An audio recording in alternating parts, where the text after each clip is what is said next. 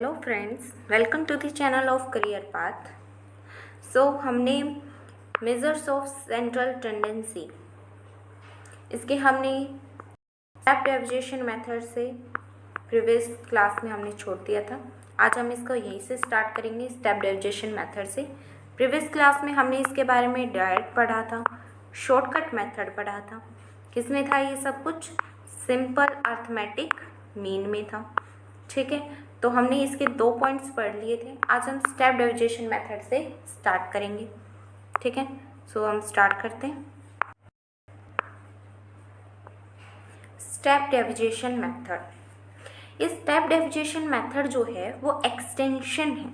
किसका एक्सटेंशन है? Shortcut method का। इस मेथड का हम यूज़ करते हैं जब फिगर ऑफ डेविएशन अपीयर होते हैं एक बहुत बड़े नंबर्स में, और जब वो डिविजिबल होते हैं किसी कॉमन फैक्टर में। मतलब इसमें कहा गया है कि अगर हमें स्टेप डेविएशन मेथड का यूज़ करना है तो हमारे पास 2 कंडीशन है। पहली क्या है कि हमारे जो पास फिगर्स होंगे, जो भी हमारे पास डाटा होंगे, ठीक है, वो तो एक तो लार्ज अमाउंट में होने चाहिए। दूसरा, वो डिवाइड किए जाने चाहिए सिर्फ एक ही कॉमन फैक्टर से। कॉमन फैक्टर में इट मीन्स अगर वो चीज़ 2 से डिवाइड हो रही है तो पूरा का पूरा डाटा 2 से डिवाइड होगा, 4 से डिवाइड नहीं होना चाहिए। ओके, तो इसमें स्टेप डेविएशन मेथड में हम इन 2 कंडीशन को फॉलो करेंगे।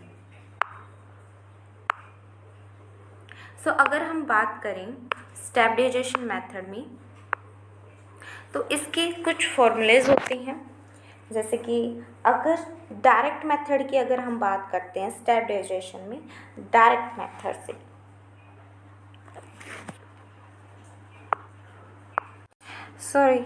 स्टेप डेविएशन मेथड जो है वो केवल और केवल हमारा कहाँ लगता है?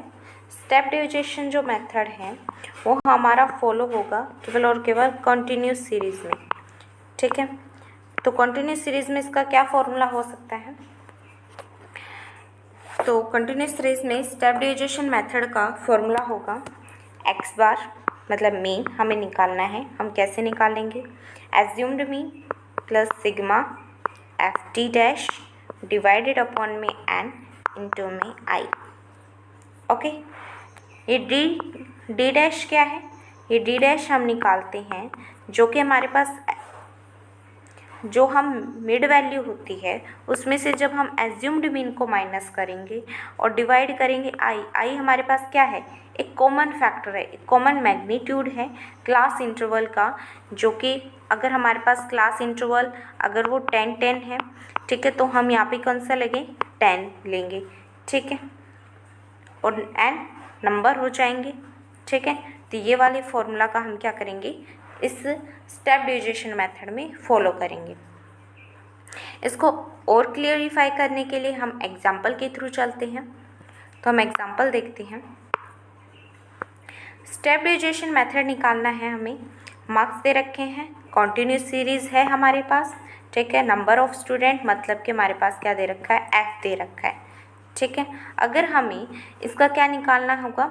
सबसे पहले हमारे पास क्या है? फॉर्मूला है हमारे पास। पहले हम फॉर्मूला देखेंगे, A plus sigma F T dash divided by में एन इंटू में आई। तो सबसे पहले हम क्या करेंगे? ए देखते हैं, एज्यूम्ड मीन। ठीक है, पहले हम मिड वैल्यू निकाल लेते हैं। मिड वैल्यू हम कैसे निकालेंगे? 0 माइनस 10, तो 0 प्लस 10 डिवाइडेड अपॉन में 2 इज इक्वल टू कितना हो गया? 10 डिवाइड में 2 कर देंगे तो ये आ जाएगा हमारे पास 5 हमारे पास क्या निकली है? मिड वैल्यू निकली है। और सभी क्लासेस के बीच में 10 का इंटरवल्स है, तो क्या मैं ये कह सकती हूँ कि ये 5, 15, 25, 35 एंड 45 ऐसे निकल जाएगा। ठीक है, मेरे पास मिड वैल्यू निकल गई। ठीक है, हमने क्या निकाल ली? मिड वैल्यू निकाल ली है। एज्यूम्ड मीन, मिड वैल्यू में से जो बीच वाली वैल्यू होती है उसको हम एज्यूम करते हैं कि ये मीन है, तो मैं कह सकती हूँ 25 मेरा क्या है? मीन है। ठीक है, मैंने मीन भी निकाल लिया। अब मुझे क्या निकालना है? अब मुझे डी निकालना है। ठीक है, या फिर हम सीधा डी डैश निकाल सकते हैं या फिर सिंपल डी निकालें। डी डैश अगर हम सीधा निकालेंगे तो हमारे पास क्या हो जाएगा?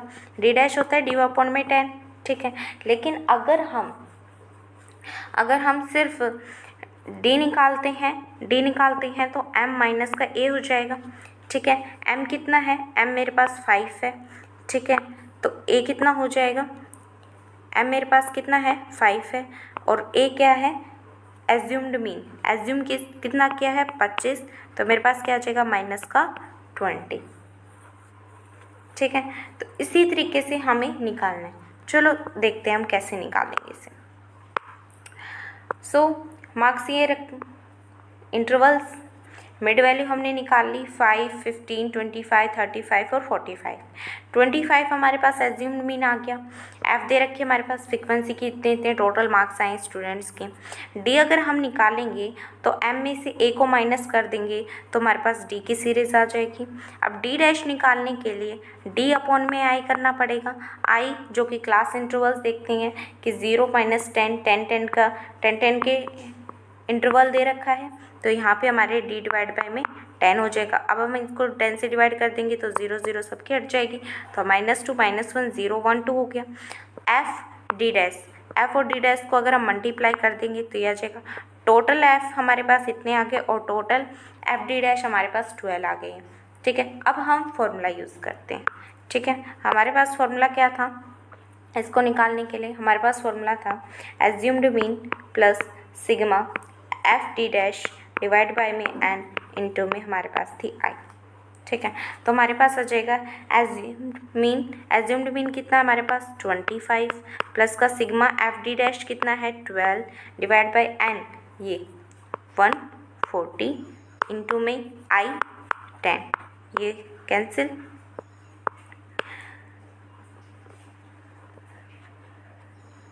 सिक्स 25 प्लस का 6/7, अगर हम इसको करें, इसको सॉल्व कर लो तो ये हमारे पास क्या आ जाएगा, मीन निकल के आ गया है। वो भी किस मेथड से, स्टेप डेविएशन मेथड से हमने इसको मीन को निकाला है। ठीक है, नेक्स्ट अगर हम बात करें वेटेड अर्थमेटिक एवरेज, अभी तक हमने सिंपल अर्थमेटिक एवरेज को क्या किया, कंप्लीट किया है, जिसमें हमने डायरेक्ट, शॉर्टकट और स्टेप डेविएशन मेथड से देखा था। अब हम क्या करेंगे, वेटेड एवरेज से, अर्थमेटिक एवरेज से देखेंगे। तो यहाँ पे वेटेड, अगर बात ही वेट की गई है, मतलब सिंपल में तो हमने क्या किया था, जितने भी हमारे पास आइटम्स थे, जितने भी हमारे पास नंबर थे 2, 4, 6, 8 जितने नंबर थे सबको हमने इक्वल चांस दिया था। लेकिन यहाँ पे सभी को इक्वल चांस नहीं देंगे।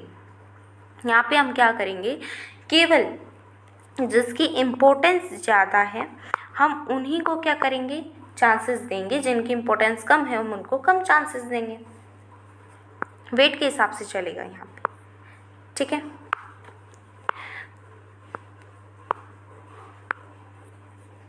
सिंपल अर्थमेटिक मीन में इक्वल चांस दिया गया था सभी सीरीज को, बट यहाँ पे केसेस क्या है, यहाँ पे इक्वल चांस नहीं दिया जाता। So different weights, different items in accordance with the nature and purpose of the study. Weighted average always advisable होता है कॉम्परेटिव स्टडी करने के लिए। वेटेड एवरेज अगर हम कभी भी करते हैं तो वो एडवाइजेबल होता है, किस लिए होता है, जब हम कॉम्परेटिव स्टडी करते हैं तो उसके लिए वेटेड एवरेज जो है वो एडवाइजेबल होता है। ओके, यहाँ तक समझ में आया।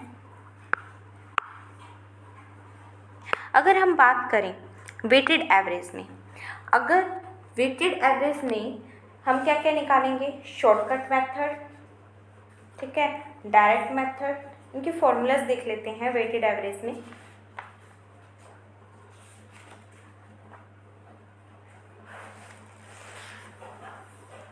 सो अगर हम वेटेड एवरेज का फॉर्मूला देखें तो वेटेड एवरेज को डिनोट किया जाता है एक्स की बार, मतलब मीन ही का तो वेटेड है, तो ये ऐसे लग जाए, is equal to sigma WX divided upon में सिग्मा W। ये W क्या है हमारे पास, वेट है।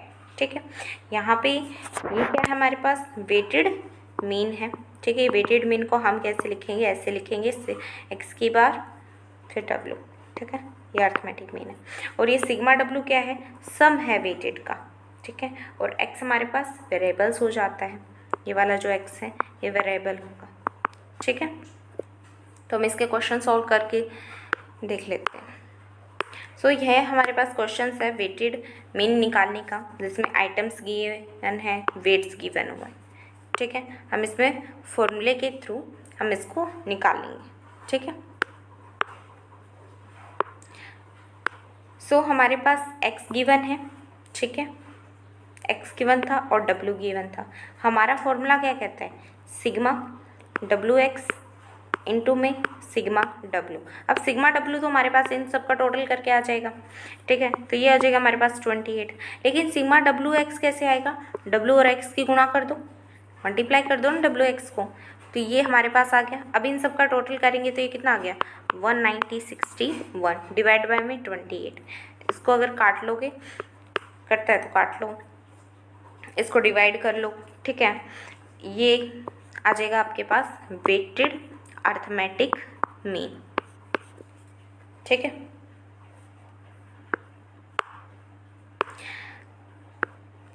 अब जो है हमने अर्थमेटिक मीन पढ़ रहे थे। ठीक है, हम टाइप्स देख रहे थे ना, हमने टाइप्स देखे थे एवरेज के, या फिर जिसे हम सेंट्रल टेंडेंसी का नाम देते हैं, हमने उसके टाइप्स में पढ़ा था। एक तो मैथमेटिकल, ठीक है, हम मैथमेटिकल की वजह से पढ़ रहे थे। मैथमेटिकल में हमने 3 टाइप्स देखे थे। कौन कौन से थे, अर्थमेटिक मीन, जियोमेट्रिक मीन और हार्मोनिक मीन। अर्थमेटिक मीन को हमने कंप्लीट किया है, जिसमें 2 टाइप्स थे, एक तो सिंपल था और एक वेटेड था। सिंपल में हमारे पास क्या क्या थे, शॉर्टकट, डायरेक्ट, और तीसरा था हमारे पास स्टेप डिविजेशन। अब वेटेड मीन हमने देख लिया है, अब हम क्या पढ़ेंगे, जियोमेट्रिक मीन को। ठीक है, अब हमारे जियोमेट्रिक मीन स्टार्ट होगा, तो हम पढ़ते हैं जियोमेट्रिक मीन को। तो सबसे पहले हम देखते हैं जियोमेट्रिक मीन आखिर होता क्या है। जियोमेट्रिक मीन एक टाइप है एवरेज का, जो कि हम यहाँ पे यूज़ किए जाते हैं, ग्रोथ रेट्स के लिए हम यूज़ करते हैं। लाइक जहाँ पे पॉपुलेशन की ग्रोथ है या फिर इंटरेस्ट रेट की ग्रोथ हो रखी है, वहाँ पे हम किस चीज़ का यूज़ करते हैं, जियोमेट्रिक मीन का यूज़ करते हैं। अर्थमेटिक मीन में जब हम ऐड करते हैं आइटम्स को, और जियोमेट्रिक मीन में हम क्या करते हैं, मल्टीप्लाई करते हैं आइटम को। इसलिए you can only get the geometric mean for positive numbers, क्योंकि हम इसमें क्या कर रहे हैं, मल्टीप्लाई कर रहे हैं। यहाँ पे हम अर्थमेटिक मीन में हम ऐड करते थे, तो आप माइनस या फिर प्लस, मतलब पॉजिटिव या फिर नेगेटिव नंबर्स ले सकते थे। लेकिन जियोमेट्रिक मीन में आप जब मल्टीप्लाई कर रहे हो, तो यहाँ ऑलवेज जो है वो पॉजिटिव नंबर्स होने चाहिए। ठीक है, like most thing in math, there is an easy explanation and there is a more rhythm. Formally अगर हम जियोमेट्रिक मीन को डिफाइन करें, अगर एक सीरीज में अगर हम बताएं कि जियोमेट्रिक मीन है क्या, तो ये nth रूट है प्रोडक्ट ऑफ n नंबर का।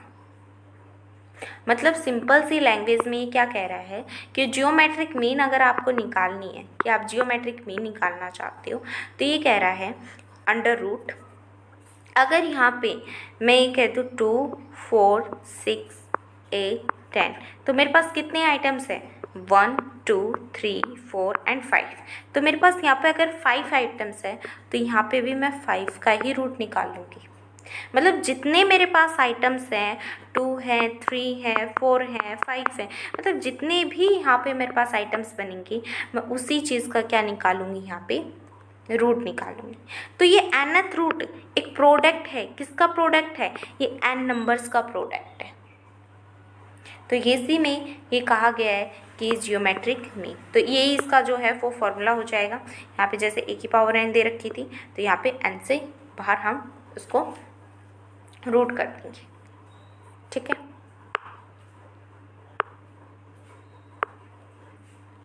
अगर हम एग्जाम्पल के थ्रू समझते हैं जियोमेट्रिक मीन को, तो हमारे पास यहाँ पे कितने दे रखे हैं, 1, 2, 3, 4 एंड 5 दे रखे हैं। तो मैं इसको क्या करूँगी, 1, 5, 7, 9, ठीक है, इसको मैं यहाँ से 5 का ही रूट निकालूंगी। ठीक है, तो ये मेरे पास अगर मैं कैलकुलेट करूँ 3, 15, 63 और 15 गुणा करूँगी तो 945। ठीक है, 945 अगर मैं इसका रूट निकालती हूँ 5 से, ठीक है, मतलब सिंपल सी बात है, इसका उल्टा करोगे तो 1/5 हो जाएगा। ठीक है, तो यह आ जाएगा हमारे पास 3.936। ठीक है, 3.936 ये हमारे पास क्या आ गया, ज्योमेट्रिक मीन आ गया। ठीक है, अर्थमेटिक मीन की अगर हम बात करें, अर्थमेटिक मीन ज्योमेट्रिक मीन के बीच में डिफरेंस, ये डिफरेंस बताता है। अर्थमेटिक मीन और ज्योमेट्रिक मीन के बीच में क्या डिफरेंस है, ये चीज़ क्या करती है, शो करती है। अर्थमेटिक मीन और mean can be found by adding all the number from the given data set, और डिवाइड किया जाता है number of data point in set. मतलब ये कहता है कि अर्थमेटिक मीन में तो आपने क्या किया है, जैसे आपके पास 5 नंबर दे रखे हैं, तो आप क्या करोगे, उन्हीं नंबर से क्या कर दोगे, डिवाइड कर दोगे। ठीक है, जैसे आपने क्या, मेरे पास ये 1 2 4 एंड 6, तो मैं 1 2 3 और 4 नंबर से मैंने क्या कर दिया, इनको प्लस करके उन्हीं 4 नंबर से डिवाइड कर दिया। तो 2 3 7 7 और 6 13 डिवाइड बाई में 5, ये मेरे पास आ गया अर्थमेटिक मीन निकल के। लेकिन जियोमेट्रिक मीन में मैंने क्या किया, अगर मेरे पास क्या है, 4 है, 10 है, 16 है, 14 है, अगर मेरे पास ये 4 आइटम्स दिए गए हैं तो मैंने इनका अंडर रूट किया है 4, और इनको हमने यहाँ पे एक प्रोडक्ट के रूप में बना के किया। तो सिंपल सा यही डिफरेंस फाउंड होता है, मल्टीप्लाइंग करना all the numbers in the given data and take nth root for the obtaining result. Okay,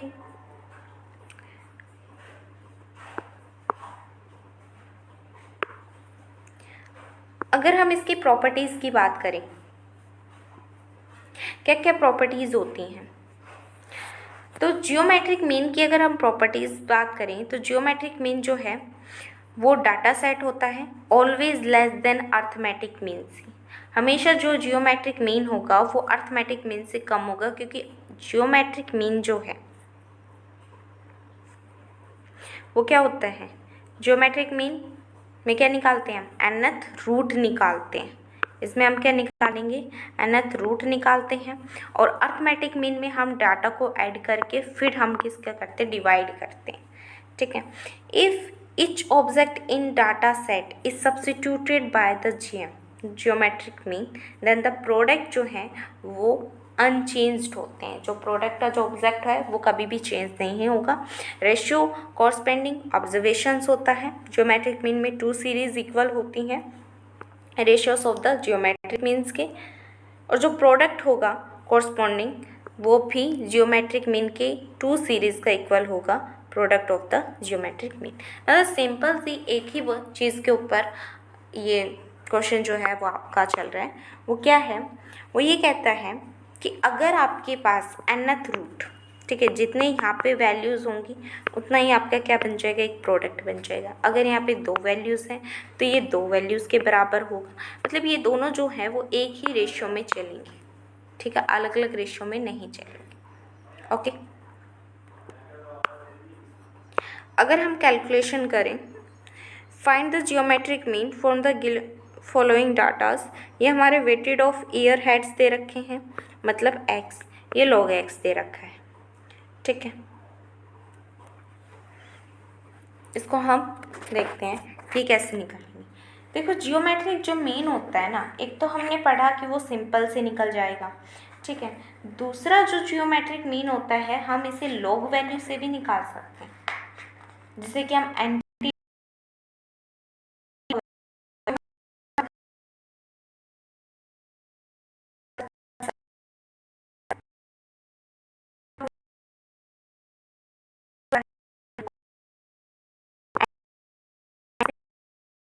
log value से निकालना है। तो ये जाएगा हमारे पास एंटी लॉग सिग्मा।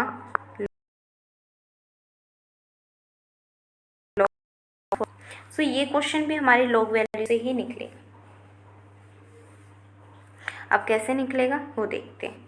ये x दे रखा है हमारे पास, ये log x दे रखा है। ठीक है, हमें इसमें क्या सीरीज की चाहिए होगी, हमें इसमें लॉगरिथम टेबल चाहिए होगी। देखते हैं आगे ज़रूरत पड़ती है तो। ठीक है,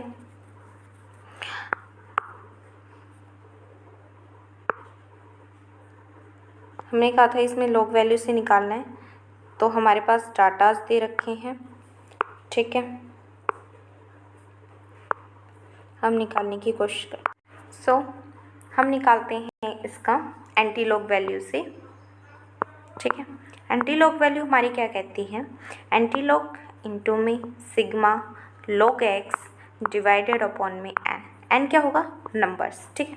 तो log x की वैल्यू, ये log x हमारे पास दे रखे हैं टोटल, ठीक है। ऑलरेडी हमारे पास गिवन है कि 45 की ये वाली वैल्यू हो जाएगी, ठीक है। तो इन सब का टोटल कितना दे रखा है, ये दे रखा है 8.925 डिवाइडेड अपॉन में n कितना है हमारे पास, n है हमारे पास 1 2 3 4 एंड 5 डाटाज है, तो ये हो जाएगा 5।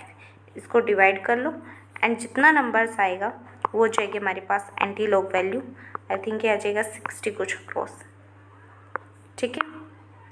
तो ये आ गया हमारे पास, इसको मैंने डिवाइड किया, ये मेरे पास एंटी लॉग वैल्यू आ गई 1.785।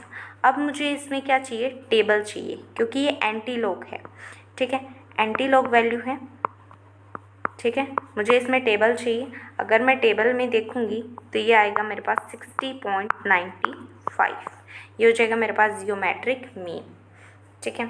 यहाँ पे आपको टेबल की ज़रूरत पड़ेगी, ठीक है। तो आप लोगरिथम की टेबल ले लो, वहाँ से आपको ये देखना है कि एंटी लॉग वैल्यू अगर इतनी दे रखी है तो वो किस नंबर्स को शो कर रही है, तो वही नंबर आपका क्या होगा, आंसर हो जाएगा, ठीक है। फाइंड द जियोमेट्रिक मीन और the following group data for the frequency distribution of weighted.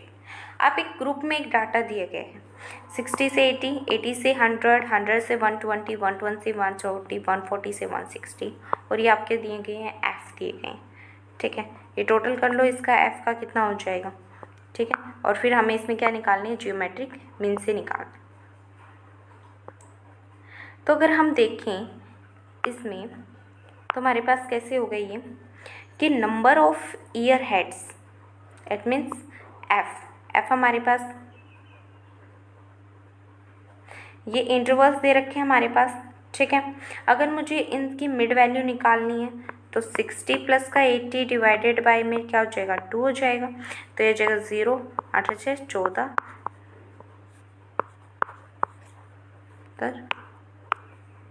पास कितना आ गया, 70,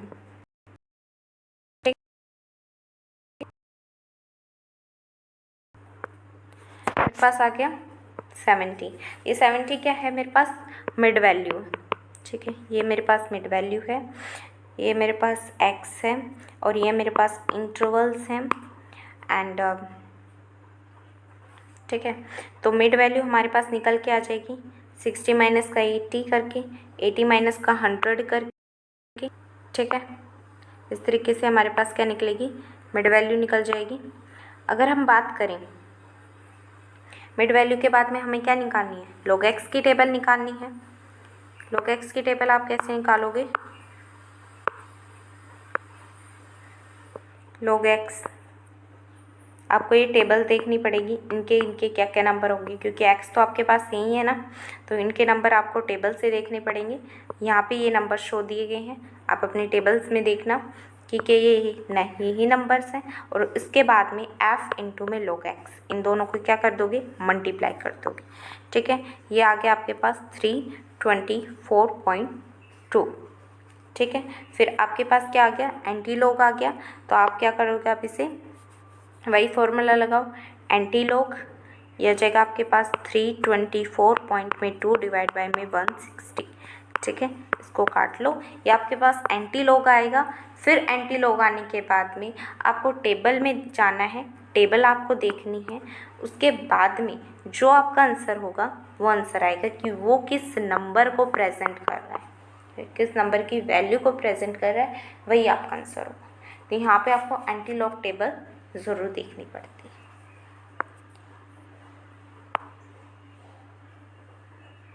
ओके, जैसे इसमें शो कर रखा है, ग्रुपिंग डाटा था ना ये, तो 324 पॉइंट डिवाइड बाई 160, तो एंटी लॉग आपका कितना निकला 2.02625।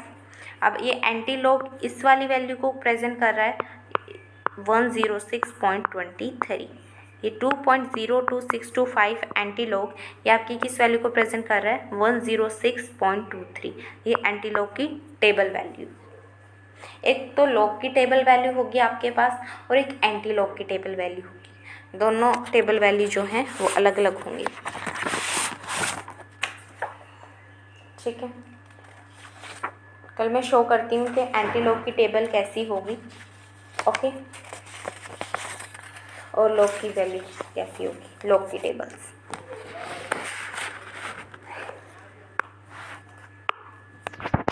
अभी हम आते हैं हार्मोनिक मीन पे। ठीक है, अब तक हमने पढ़ा है जियोमेट्रिक मीन, अब हम क्या पढ़ेंगे, harmonic mean. Harmonic mean define करता है reciprocal of the average of the reciprocal of the data value. मतलब ये क्या करता है, जो भी हमारे पास डाटा दिए गए होते हैं उनको उल्टा कर देता है, सिंपल सी बात है। हार्मोनिक मीन में हम क्या करेंगे, जो भी हमारे पास डाटा दिए गए हैं हम उन डाटा को क्या कर देंगे, उल्टा कर देंगे। ठीक है, ये बेस्ड होता है ऑल ऑब्जर्वेशंस पे और रिजली इसे हम डिफाइंड करते हैं, मतलब बहुत कठोर होता है इसे डिफाइन करना। हार्मोनिक मीन जिसमें लेस वेटेज होती है लार्ज वैल्यूज़ की एंड लार्ज वैल्यूज़ की जो लार्ज वेटेज होती है आपकी स्मॉल वैल्यूज़ की, मतलब इसमें उल्टा होता है। इसमें जिसमें लार्ज वैल्यूज़ हैं उनकी तो कम वेटेज है और जिसकी स्मॉल वैल्यूज़ हैं उनकी ज़्यादा वेटेज है और बैलेंस करती है वैल्यूज़ को करेक्टली। इन जनरली अगर हम बात करें हार्मोनिक मीन का यूज़ किया जाता है जहाँ पे ज़रूरत होती है ग्रेटर वेट की टू द स्मॉलर आइटम्स में। ये अप्लाई किया जाता है case of times and average rates में। ठीक है, सो हार्मोनिक मीन जो है वो रेसिप्रोकल होगा एवरेज का। अब हम एवरेज कैसे निकालते हैं, एवरेज तो हम ऐसे निकालते हैं ना, x1 x2 x3 divide upon में 3, ऐसे हमने क्या निकालनी है, एवरेज निकालनी। ठीक है, अब इसी का क्या कर देंगे, हम उल्टा कर देंगे। मतलब हमने इसमें एक चीज़ क्या जोड़ी, अगर हम हार्मोनिक मीन को देखना चाहते हैं, हार्मोनिक मीन का फॉर्मूला क्या होगा, तो हम इसमें करेंगे, इसको हमने उल्टा कर दिया 1/x1, जहाँ पे हमारे पास x1 था हमने उससे क्या कर दिया, डिवाइड में कर दिया x2 x3। ठीक है, मतलब इस तरीके से हमने पूरा करके चले और डिवाइड बाय में हमारे पास n टर्म थी तो हमने n का n लगा दी। ठीक है, ये चीज़ें हमने ऊपर करी थी। ठीक है, अब हम इसकी क्या करेंगे, इसको भी हम रिवर्स करेंगे, n भी तो हमारे पास रिवर्स होगा, तो n जब रिवर्स होगा, क्योंकि हमारे पास अर्थमेटिक मीन में क्या आता है x1 x2 x/3 divide by n term, अब ये n भी तो रिवर्स होगा तो ये n चला जाएगा हमारे पास ऊपर और जो ये वाली वैल्यूज़ हैं वो हमारे पास आ जाएंगे नीचे, x1 x2 and x3 and so on, ये ऐसे ऐसे चलता रहेगा। तो हमारे पास फॉर्मूला क्या बना, n डिवाइड बाय में 1 में x1 प्लस 1 में x2 1 प्लस 1 में x में 3। ठीक है,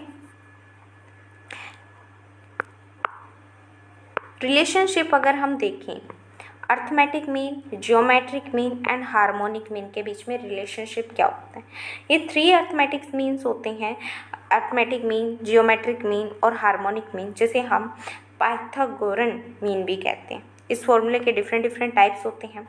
अर्थमेटिक मीन का हमारे पास क्या टाइप होता है, एवरेज, जैसे कि हम निकालते हैं 1 2 3 सबको ऐड करो डिवाइड बाय में 3 कर दो। हार्मोनिक मीन में हमने क्या किया, सबको उल्टा कर दिया, मतलब ये 3 ऊपर चला गया, 1 डिवाइड बाय 1 प्लस का 1 डिवाइड बाय में 2 प्लस का 1 डिवाइड बाय में 3 आ गया। जियोमेट्रिक मीन में हमने क्या किया, nth रूट कर दिया, 1 2 3 प्रोडक्ट्स। तो जो G है वो जियोमेट्रिक मीन, H है हार्मोनिक मीन और A है arithmetic mean. Then the relationship अगर हम देखें तो G बराबर क्या होगा, AH और G2 बराबर होगा AH। मतलब जो जियोमेट्रिक मीन है वो बराबर होगा आपके अर्थमेटिक और हार्मोनिक मीन की। ठीक है, और जो G2 है वो किसके बराबर होगा, अर्थमेटिक मीन और हार्मोनिक मीन के। ठीक है, क्योंकि ये किसका होता है, अंडर रूट होता है, इसलिए तो ये बराबर होगा। अगर हम वेटेड हार्मोनिक मीन को देखें, सिंपल हार्मोनिक मीन तो देख लिया हमने कैसा होता है। अगर हम वेटेड हार्मोनिक मीन को देखें तो ये कैलकुलेट करता है, mean is similar to the simple harmonic mean की तरीके से ही हम इसे कैलकुलेट करते हैं। ये स्पेशल होता है हार्मोनिक मीन, जहाँ पे वेट्स जो है वो सबका इक्वल टू 1 होना चाहिए। यदि सेट्स ऑफ वेट जैसे कि W1, W2 और W3 आर कनेक्टेड हो जाएं with the sample spaces 1, 2, 3 and then weighted जो है हार्मोनिक मीन का हम डिफाइन करेंगे। कैसे हम वेटेड हार्मोनिक मीन का डिफाइन करेंगे, तो इस फॉर्मूले से हम डिफाइन कर सकते हैं वेटेड हार्मोनिक मीन को। तो हार्मोनिक मीन का अगर हम वेट देखें तो सिंपल सा होगा sigma W divided sigma into में W डिवाइड बाई में x, क्योंकि हमारे पास क्या होता है, यही तो होता है ना। अर्थमेटिक मीन में हमने क्या देखा था, सिग्मा WX डिवाइड बाई में सिग्मा W। तो ये जो W है ये आपके ऊपर चला गया सिंपल, और जो ये WX है जो यहाँ पे मल्टीप्लाई में था यहाँ पे आके क्या हो गया, डिवाइडेड में हो गया। बस इतना ही डिफरेंस है अर्थमेटिक मीन और हार्मोनिक मीन में। ओके, इसके यूजेस क्या क्या हैं, कहाँ कहाँ हार्मोनिक मीन का यूज़ होता है। तो मेन यूजेस हार्मोनिक मीन के क्या होते हैं, ये अप्लाई किया जाता है फाइनेंस में, एवरेज मल्टीप्लाई करने में, जैसे कि आपके प्राइस अर्निंग रेशियो निकालनी है वहाँ पे आप इसका यूज़ कर सकते हो। ये मार्केट की टेक्निक्स में भी यूज़ किया जाता है। क्या डिटरमाइन करना है, पैटर्न डिटरमाइन करना है। लाइक फेबनिको सीक्वेंस का क्या क्या पैटर्न चला हुआ है मार्केट में, कैसा उसका पैटर्न चला हुआ है, या तो डिक्लाइन जा रही है या फिर वो इंक्रीज़ हो रही है, मतलब कैसा उसका पैटर्न चला हुआ है, उस पैटर्न को डिटरमाइन करने के लिए भी हम हार्मोनिक मीन का यूज़ कर सकते हैं। मेरिट्स और डीमेरिट्स क्या होंगे हार्मोनिक मीन की। मेरिट अगर हम बात करें, ये कन्फाइंड होता है, ठीक है, ये बेस्ड होता है all views of the series पे, ठीक है। इसमें किसी भी आइटम्स को हम इग्नोर नहीं करते हैं, सभी हम आइटम्स को यूज़ करते हैं, ठीक है। एडवांस होता है अलजेब्रिक मेथड का ये, ठीक है, और इसमें जो रिज़ल्ट आता है वो रिलायबल होता है, ठीक है। हम इस रिज़ल्ट को अचीव भी कर सकते हैं वेरियस मीन्स को अडॉप्ट करके, ठीक है, और हाईएस्ट वैल्यू स्मॉलेस्ट आइटम की सीरीज़ ये प्रोवाइड करता है। ये मेज़र किया जाता है एक सीरीज़ को होल्ड करके, इसमें कोई भी नेगेटिव वैल्यू नहीं होगी, ठीक है। नेगेटिव वैल्यू किस में नहीं होती है, जियोमेट्रिक मीन में नेगेटिव वैल्यू नहीं होती है। अर्थमेटिक मीन में नेगेटिव वैल्यू हो सकती है, तो हार्मोनिक मीन में भी नेगेटिव वैल्यू हो सकती है, क्योंकि हम कंपेयर किससे कर रहे हैं, अर्थमेटिक मीन को हार्मोनिक मीन से कंपेयर कर रहे हैं, ना कि जियोमेट्रिक मीन से।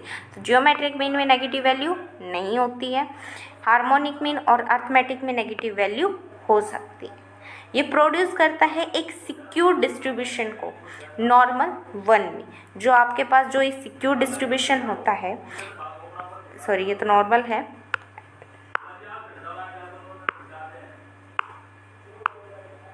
अगर हम सिक्योर डिस्ट्रीब्यूशन बनाएंगे तो वो कैसे बनेगा, सिक्योर डिस्ट्रीब्यूशन बनेगा ऐसे, ठीक है। तो ये सिक्योर डिस्ट्रीब्यूशन में नॉर्मल 1 को ये करता है, नॉर्मल 1 ये, ठीक है।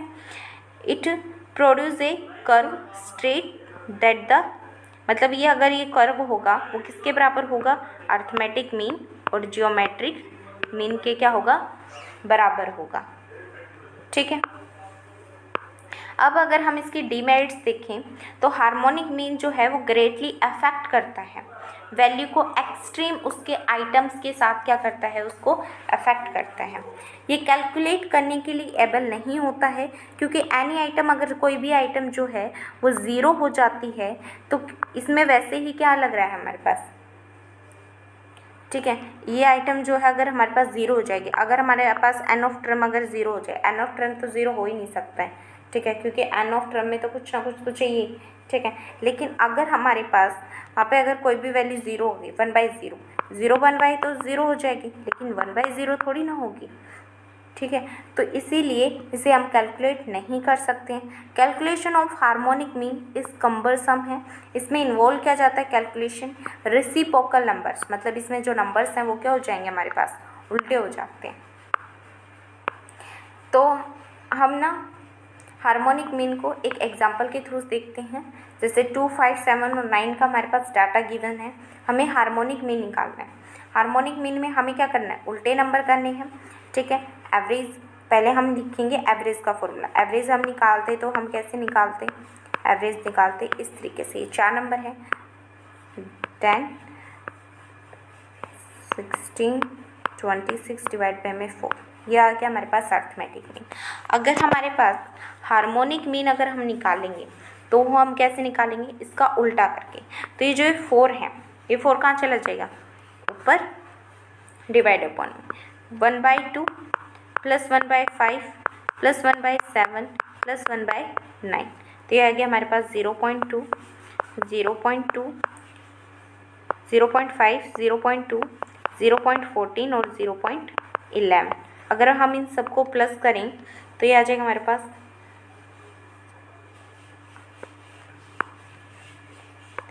0.32। ठीक है, तो ये हमारे पास क्या निकल के आ गया, 4 डिवाइड बाई में 0.32। ओके, पॉइंट हटाओ तो 0 यहाँ पे लगाओ, तो ये जगह 0, 0.8। ओके,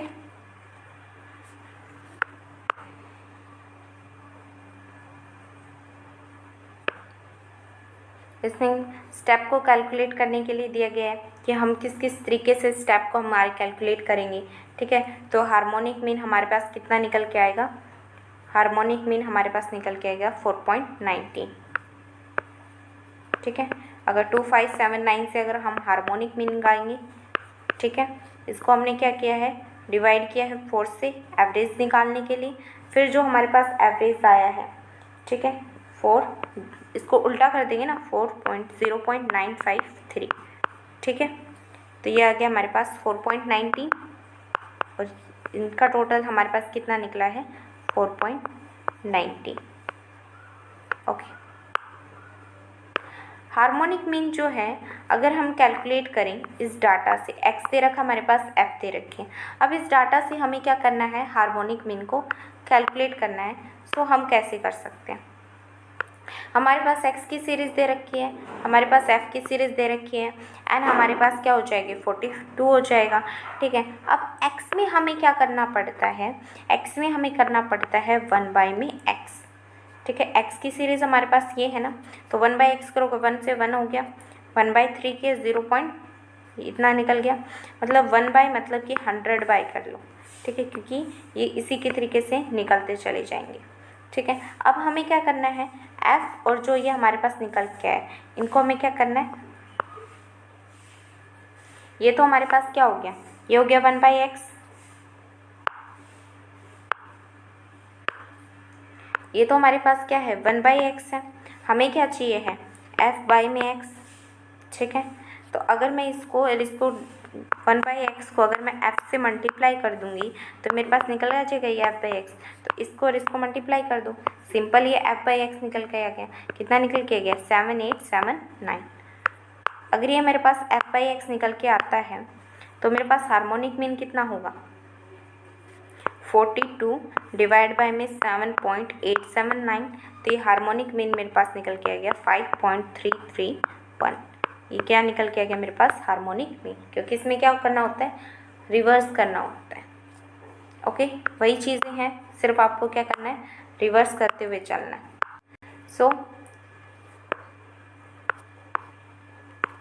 आज हमने क्या क्या पढ़ा है, जियोमेट्रिक मीन पढ़ा है, हार्मोनिक मीन पढ़ा है, और अर्थमेटिक मीन में हमारा जो स्टेप डेविएशन जो मेथड था,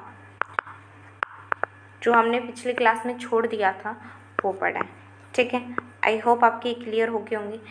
जियोमेट्रिक मीन और अर्थमेटिक मीन और हार्मोनिक मीन, इनके फॉर्मूलेज बहुत ज़्यादा इम्पोर्टेंट है, क्योंकि क्वेश्चन में कुछ नहीं है, अगर आपको फॉर्मूला याद होगा तो क्वेश्चन आप इजीली कर लोगे। ओके, तो आज की हमारी क्लास यहीं ख़त्म हो रही है।